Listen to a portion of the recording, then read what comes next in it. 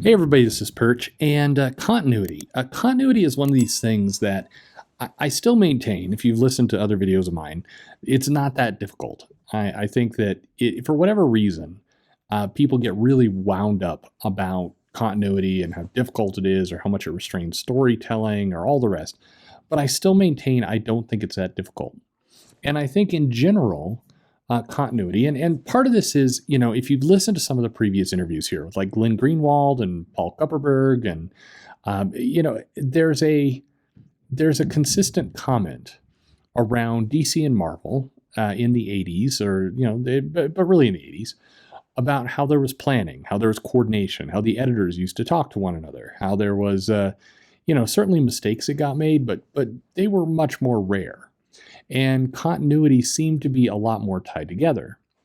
In the last 20 years, that seems to have broken down, and certainly in the last 5 to 6 years, it's completely out the window, to the point where DC, in their latest kind of future state, the end of death metal kind of revamp, they kind of said everything counts, and continuity is we're not going to care about it as much, and everything can happen all at once, and if there's something that conflicts, don't think about it too much, which is fine, I guess, as an attitude. But again, it feels like just a different way to explain away basic mistakes. Now, I don't know how many people really care about some of this stuff. And when I'm talking about continuity in this case, I'm talking about, well, for that matter, Newsarama published an article talking about how it seems confusing that in the latest issue of Justice League, it shows a number of other, former Justice League alumni, namely Captain Atom, Booster Gold, and Blue Beetle, kind of springing into action to help stop a threat. And the article very charmingly says, perhaps Brian Michael Bendis, was trying to do some other kind of. They were trying to explain, like, how could Brian Michael Bendis have wrote a story that seems to conflict with what other writers are doing at the same time as DC? And I mean that's just hilarious on all kinds of levels, because if there's one thing we know for certain, it's that Bendis doesn't give a fuck what the other writers are doing. Sorry, children.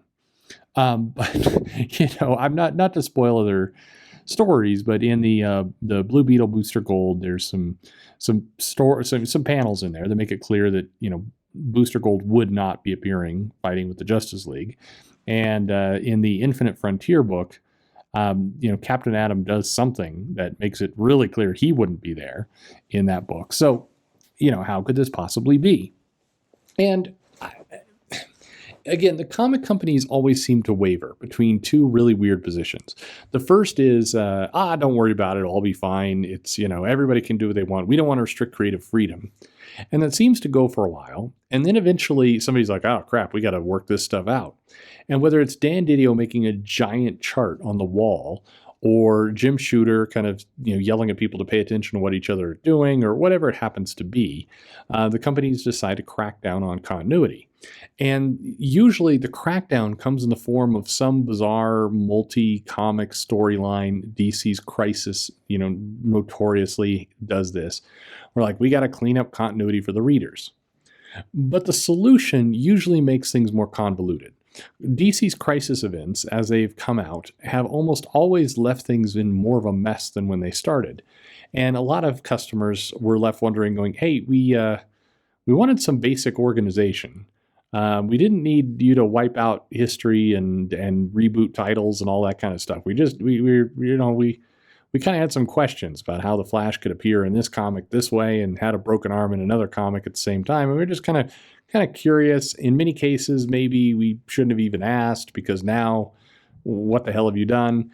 That tends to be how continuity seems to work. It either tends to be a screw it, we're not paying attention to anything, or hey, we need to come up with really convoluted rules. For that matter, since DC has restarted, and they did the oh Christ, what was the two-part storyline right at the beginning of the year? See, I've already forgotten it, but they introduced the linear verse, where time just moves really, really slow. Has anybody taken advantage of that concept since? I mean, has this come up? The Josh Williamson in Infinite Frontier seems to be ignoring that entirely. I mean, nobody's wandering around going, oh, but let's talk linear verse. Nobody's saying any of that. It sounded like, or it seems like somebody rolled that concept out as a way to say, hey, this can explain some of what's going on. But everybody else more or less didn't pay attention to it and kind of went on doing their own thing. And now it's just one more remnant in a comic book that people are either going to forget or bring up at awkward moments when I'm trying to make Joe Corallo confused. Uh, it's this is I guess I see, now I'm all speechless. I've run a comic shop for going on 30 years. Is that right? Jesus. Anyway, a long time. And the amount of times that customers would come in saying, hey, I don't understand how this item and this item could be happening at the same time. Well, that happened almost every week. Comic customers who were talkative, the people who didn't just get their pull box and go, they loved debating this kind of stuff. But there's the key word. They loved it. I think people really enjoyed trying to figure out how all these pieces fit together. It was something fun. It was something that gave them enjoyment in the entire process. What instead has happened is that the comic companies go, we hear you, so we're going to reboot and change everything and introduce some rules to make all this stuff make sense, when all the comic readers really wanted to do is just kind of have fun pointing out maybe some inconsistencies. Ironically, the comic industry seems to get overly concerned with fixing these inconsistencies as opposed to, say, I don't know, type editing the cover to April O'Neil. It's a very strange set of standards that the industry finds itself in. And I admit I can't quite figure it out.